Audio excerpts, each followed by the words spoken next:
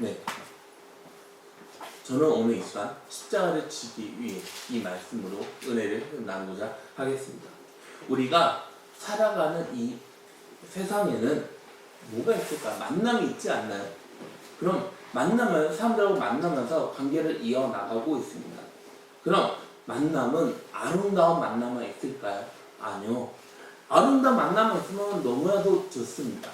그런데 아름다운 만남만 있지 않다는 겁니다. 사람을 만나는데 내가 저 사람을 만나야 할까? 내가 이 사람을 만나야 할까? 내가 저 사람을 만나지 말아야 할까? 내가 이 사람을 만나지 말아야 할까? 하는 사람이 있다는 겁니다. 그런데 내가 어떤 사람을 만나게 됐습니다. 만났는데 이 사람을 조금만 더 빨리 만났으면 좋았을 텐데 너무나도 아쉽다. 이런 생각이 들 때가 있지 않나요? 우리 옆에 있는 사람 한번 볼까요? 네, 옆에 있는 사람 한번 볼까요? 그리고 이렇게 인사를 한번 좀 뵙겠습니다. 조금만 더 빨리 만났으면 좋았을 텐데요. 조금만 더 빨리 만났으면 좋았을 그러면은 그 말을 딱 들은 사람이 이렇게 말을 하면 좋겠습니다. 아쉬워요. 네. 우리는 이런 만남을 통해 영향을 끼치고 있지 않나요? 그런데 만나면서 어떻습니까? 착각을 할 때가 있지 않나요? 그럼 어떤 착각을 하게 될까요? 저 사람은 너무나도 좋은 사람이야. 좋은 사람을 만나는 건 그런데 돌아보면서 뭐라고 생각해? 저 그지 같은 사람이 다 있어. 저딴 다 있어. 좋은 사람을 만나는 건 결코 쉬운 일이 아니라는 겁니다. 그럼 왜 쉬운 일이 아닐까요? 사람들은 본인에 대해서 숨깁니다. 그럼 왜 숨겨요? 그 사람들 본인이 가지고 있는 단점을 숨깁니다. 사람들한테 좋은 점만 보여주려고 하는 것입니다. 그럼 어떤 사람이 좋은 사람일까요? 어떤 사람이 나한테 좋은 친구가 될 수가 있을까요? 제가 여러분 한번 힌트 한번 좀 드릴까요? 힌트 한번 딱 드릴까요? 그건 내가 가장 어려울 때 나와 같이 있어주는 사람이 가장 좋은 친구가 되는 것입니다. 내가 가장 어려울 때 나와 같이 있는 사람이 진짜 친구이지 않을까요? 내가 좋을 때 같이 있어주는 사람은 친구가 될 수가 있습니다. 그런데 그 사람은 좋은 친구가 될 수 없다는 겁니다. 우리 성도님들은 주님의 진정한 친구, 주님의 진정한 제자가 되기를 바랍니다. 주님이 가는 십자가 길에 여러분이 끝까지 동행해 나아가기를 주님의 이름으로 기원합니다. 그래서 이 동행이 끝나는 부활 아침에 여러분은 주님과 더욱더 가까워지는 주님의 놀라운 은혜가 여러분 삶에 일어나기를 주님의 이름으로 소망합니다. 주님은 지금 어디에 있습니까? 겟세마네 동산에 있지 않나요? 예수님은 생각하면서 많은 동산에 있었습니다. 그런데 지금은 그때하고 다르다는 걸 알 수가 있습니다. 하나님의 응답, 하나님이 가까이 있다는 걸 경험할 수 없는 적막함만 흐르고 있습니다. 너무나도 조용합니다. 고요하게 불어오는 바람, 나무만 흔들리고 있습니다. 들려오는 소리, 아무도 없는 외로운 밤, 고독, 앞으로 닥치는 무서운 고난, 그림자가 예수님을 채워나오고 있습니다.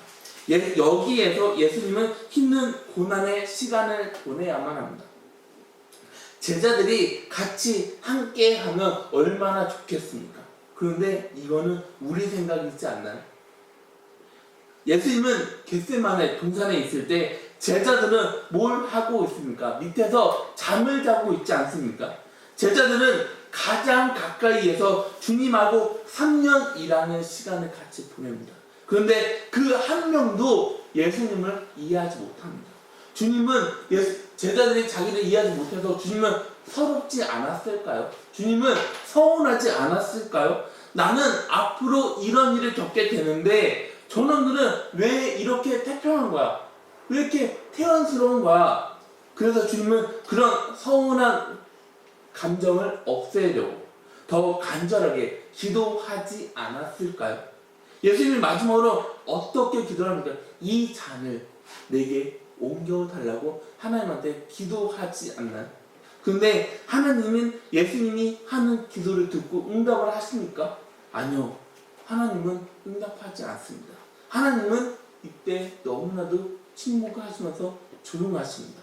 그러자 주님은 이제 아무것도 할 수 없다는 생각에 다음을 준비해야만 했습니다. 그럼 주님의 말씀을 우리가 한번 생각해 볼까요? 마가복음 14장 38절 말씀입니다. 시험에 들지 않게 기도하라. 마음은 원이로되 육신이 약하도다. 이 말씀 예수님이 누구한테 하는 말입니까? 제자들한테 하는 말이지 않나요? 그럼 주님은 제자들한테 왜 이런 말을 했을까요? 예수님은 제자들이 도망친다는 걸 알았습니다.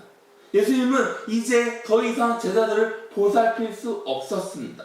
그래서 환경에서 시험에 들지 않게 하려면 기도를 하라고 하는 겁니다. 그럼 왜 기도를 하라고 할까요? 앞으로 무서운 시험이 닥친다는 걸 주님은 알았습니다. 그래서 시험에 들지 않게 기도하라고 했던 겁니다. 그리고 주님이 제자들한테 이렇게 말한 건 너희가 약하다는 겁니다. 오늘 우리는 주님의 삶에 동행하기 위해 시험에 들지 않는 자세가 우리한테 필요한 겁니다. 이 말씀을 사람들이 어떻게 이해를 하고 있습니까? 잘못 이해를 하고 있지 않나요? 오늘 본문 말씀을 보면 시험에 들지 않게 기도하라고 한 건 주님이 알려준 주기도문에 나와 있습니다. 시험에 들지 않는다는 의미는 앞으로 시험이 없다는 게 아닙니다. 그럼 뭐예요? 시험에 넘어지지 않게 기도를 하라는 겁니다. 왜요? 주님도 시험에 들었던 적이 있습니다. 그런데요, 주님은 시험에서 이겼습니다. 이 말씀은요, 누구한테나 시험이 온다는 겁니다. 시험이 오는데 그 시험에 걸려 넘어지는 사람들이 있다는 겁니다. 그래서 토마스 아퀴나스는 그리스도를 본받아 책을 보면 시험은 불가피하다고 말을 합니다. 이 세상 어디에도 시험이 없는 곳은 없다는 겁니다. 그래서 시험을 피하려고 하지 말고 시험을 이겨 나가시기를 바랍니다. 그럼 시험이 왜 있어요? 시험이 없으면 좋잖아요. 예수님을 믿는 사람이 다른 사람 집 하인으로 들어가게 됐습니다. 하루는 주인이 하인을 무시하면서 이런 말을 했다고 합니다. 야, 나는 예수를 믿지 않는데 나는 시험이 없이 잘 살고 있는 거 안 보여? 그런데 너는 예수를 믿는데 왜 너는 항상 그 모양 그 꼴이야? 왜 너는 항상 어렵냐? 왜 너는 매일같이 시험을 당하냐? 그럴 바에 예수를 믿지 않는 게 더 좋은 거 아니야? 그러자 하인이 주인한테 이런 말을 했다고 합니다. 주인님, 이상하게 생각하지 말고 한 번만 딱 들어주세요. 주인님이 사냥하러 나갔습니다. 사냥하러 나갔는데 사슴 2마리가 있었습니다. 그래서 총을 쐈는데 한 마리는 죽고 다른 한 마리는 다리에 총을 맞아 피를 흘리면서 도망갔습니다. 그럼 주인은 어떤 사슴한테 갑니까? 어떤 사슴을 잡으러 갑니까? 그거야, 죽은 놈은 나한테 있으니까 살아있는 놈을 잡지 않아? 네, 맞습니다. 시험이 없다는 건 영혼이 죽어 마귀의 것이 됐다는 것입니다. 그래서 버리는 겁니다. 그런데요, 하나님의 뜻대로 살아가는 사람은 마귀가 계속해서 방해를 하고 있습니다. 그럼 방해를 왜 할까요? 그건 나한테 오게 하려고 하는 것입니다. 힘들면 주님을 믿지 않으니까. 그렇게 노력을 해서 시험 당하게 하는 겁니다. 이게 바로 살아있다는 증거이지 않을까요? 야고보서 1장 2절에는 이렇게 말을 합니다. 내 형제들아, 너희가 여러 가지 시험을 당하거든 온전히 기쁘게 여기라. 어떤 책에는 착각의 십자가가 있고 복음의 십자가가 있습니다.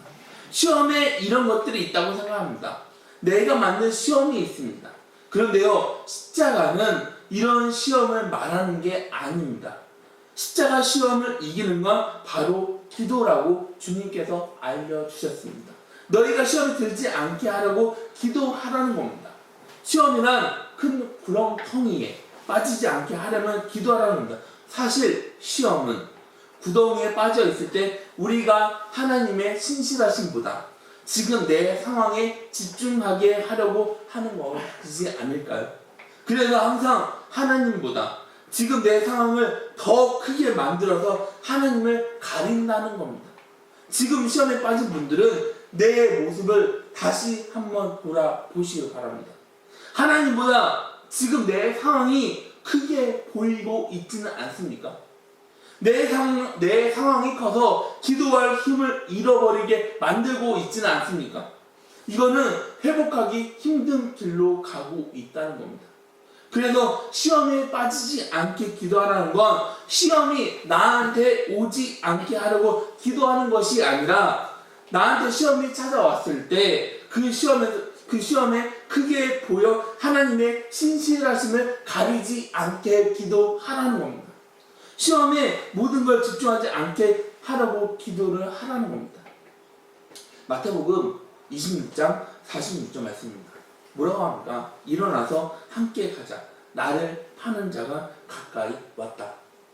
예수님이 기도합니다. 기도하고 내려와서 제자들을 깨우면서 급한 목소리로 말을 하지만 이 소리는 결코 가볍지 않는 목소리입니다. 그럼 왜 가벼운 목소리가 아닐까요? 예수님은 마음을 먹었습니다. 예수님은 확실하게 뜻을 정했습니다. 예수님은 고난의 잔을 마시는 걸 조금은 두려워했었던 것만 같습니다. 고통스러웠던 모습이 있었던 것만 같습니다. 그런데 지금의 주님 모습은 어떻습니까? 당당한 모습이지 않나요? 비장한 모습이지 않나요? 제자들한테 뭐라고 말합니까? 일어나서 함께 가자. 나를 파는 자가 가까이 왔다. 우리는 여기서 이상한 점을 발견할 수 있지 않나요? 그건 주님이 왜 가자고 할까요? 주님은 왜 기다리지 않았을까요? 왜 주님이 제자들한테 같이 가자고 했을까요? 그건 예수님의 결단이면서 순종하는 모습이라는 겁니다. 주님은 하나님의 뜻을 옮기고 싶어서 기도를 했습니다. 그런데 주님은 그렇게 하지 않고 하나님 뜻에 순종합니다. 주님은 운명에 맡긴 것처럼 기다리지 않았다는 겁니다. 하나님의 뜻을 이루기 위해 기다리지 않고 제자들하고 같이 하나님의 뜻을 이루기 위해 이동을 합니다. 그래서 주님은 제자들을 깨웁니다. 우리 신앙이 바로 이래야 하지 않을까요? 우리가 기도를 합니다. 우리도 결정을 합니다. 그럼 우리가 하는 기도, 우리가 하는 결정이 주님을 위한 결단으로 옮겨야 하지 않을까요? 그렇게 하지 않는데 우리가 주님하고 동행해 나아갈 수 있을까요?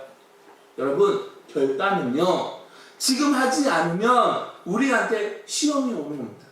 미국에서 유명한 지도자 케네디는 대통령으로 당선되고 아이젠하워 전 대통령을 찾아갔습니다. 찾아가서 어떻게 하면 내가 좋은 대통령이 될 수 있는지를 묻습니다.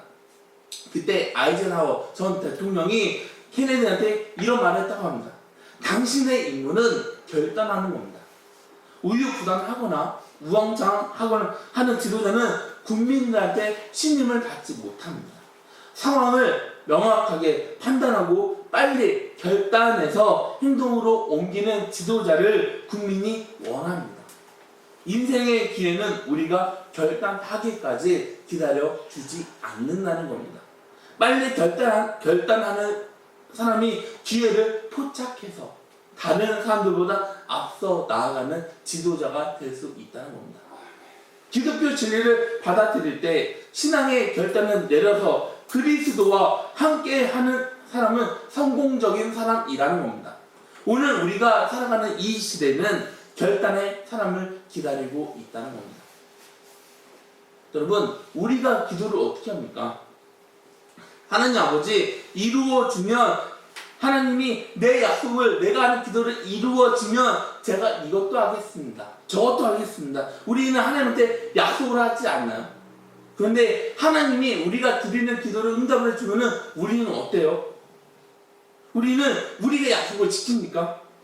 나한테 손해가 되는데 우리가 약속을 지킵니까? 아니요. 우리는 약속을 지키지 않습니다. 우리는 약속을 어깁니다. 그럼 우리는 약속을 왜 지키지 않습니까?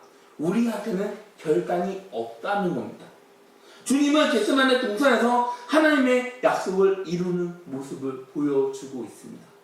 하나님의 뜻에 순종하는 모습을 보여주고 있습니다. 여러분, 사탄이 우리한테 가장 듣고 싶은 말이 어떤 말인지 아세요? 다음에요. 나중에요. 조금만 더 있다가요. 그런데 예수님의 가르침은 뭐예요?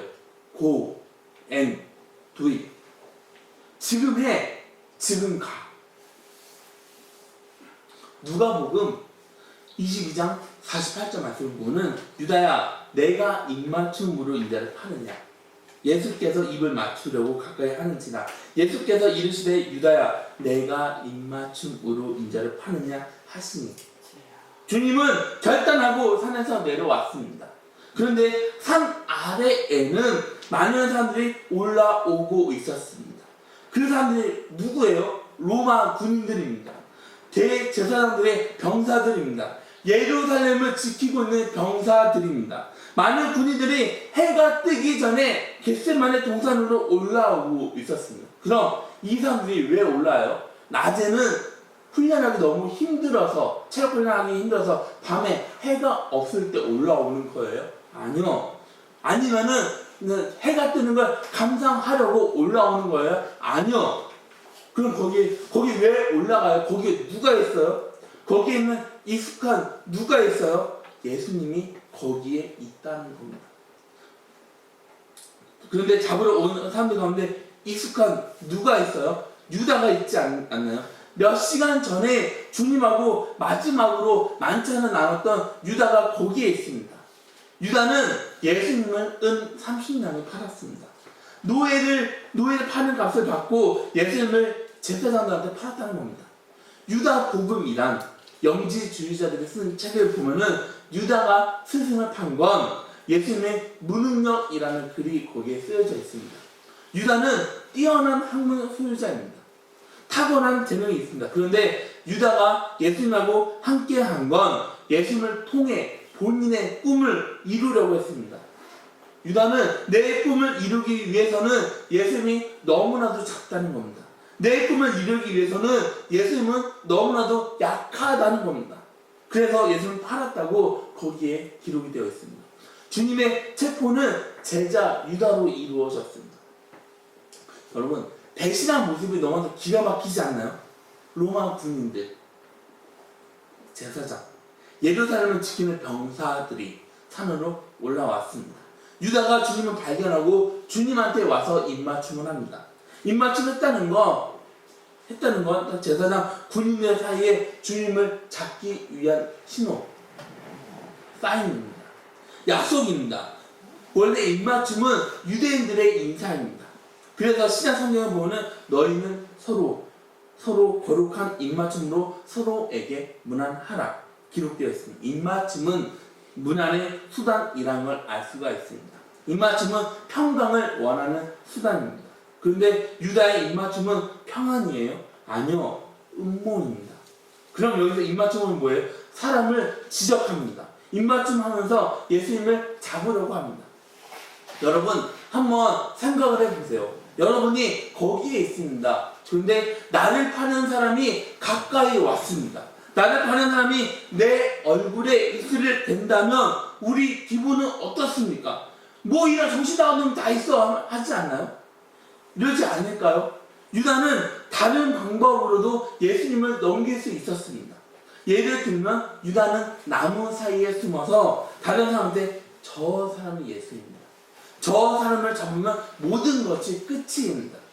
이렇게 알려주면 되지 않았을까요? 그런데 와서 얼굴에 입술을 대고 입맞춤을 합니다.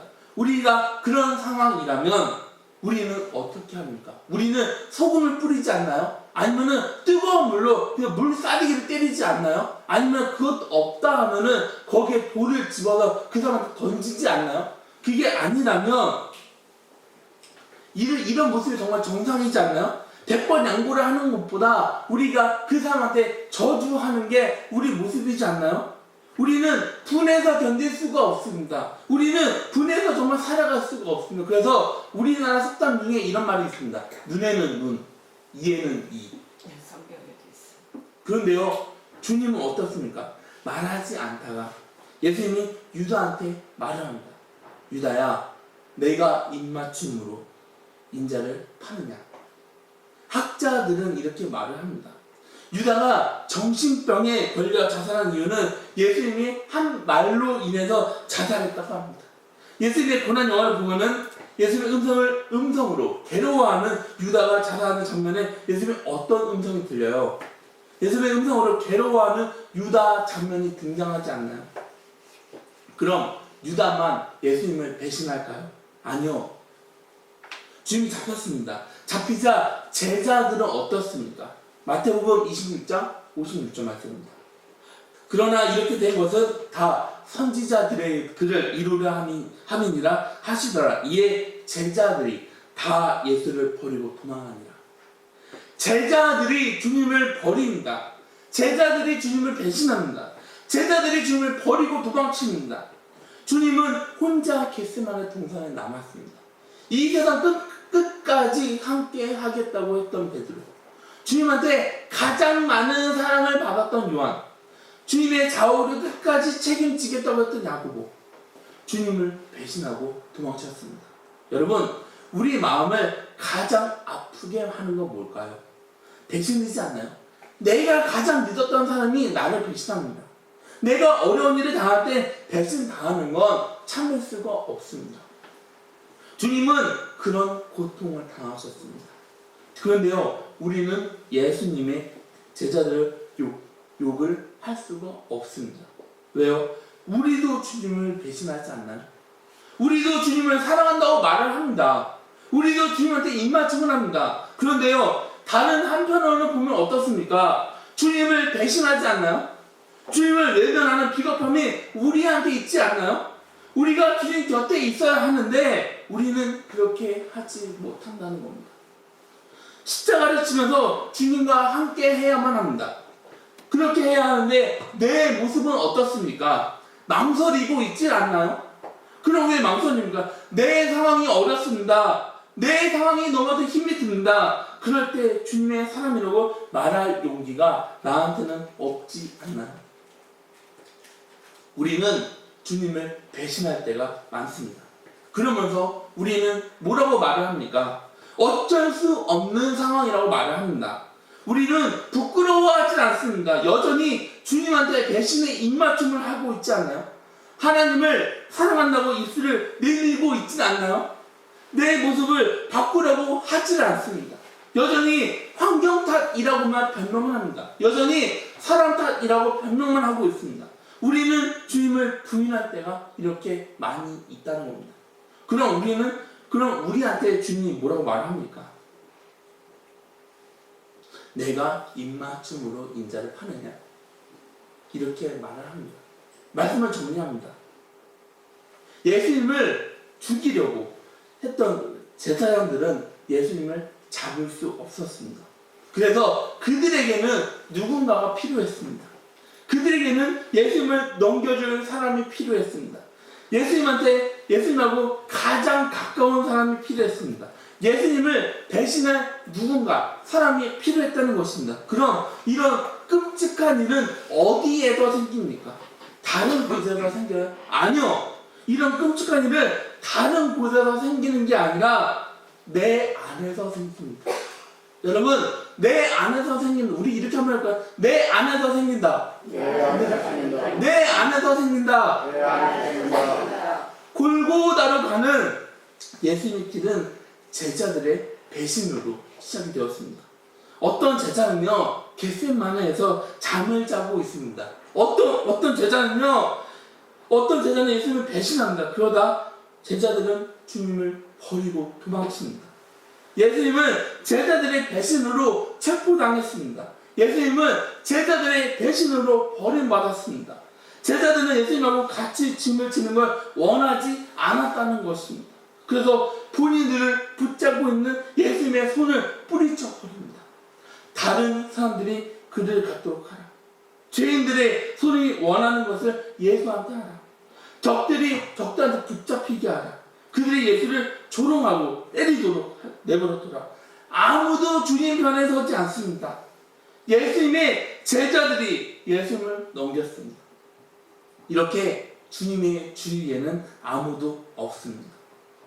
예수님은 거기에 혼자 외롭게 쓸쓸하게 혼자 남으셨습니다. 이제부터 주님의 곁에는 저와 여러분이 함께하면서 주님의 거룩한 순간을 함께하는 저와 여러분들이 다 되시기를 주님의 이름으로 축원합니다. 다 같이 기도하시겠습니다.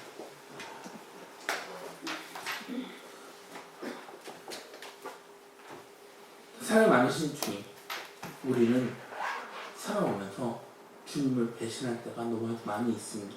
주님, 정말 우리는 이런 상황이라고 해서 배신하고 또 저런 상황이라고 해서 주님과 함께 하지 못할 때가 너무나도 많이 있습니다. 주님, 우리를 용서해 주시옵소서.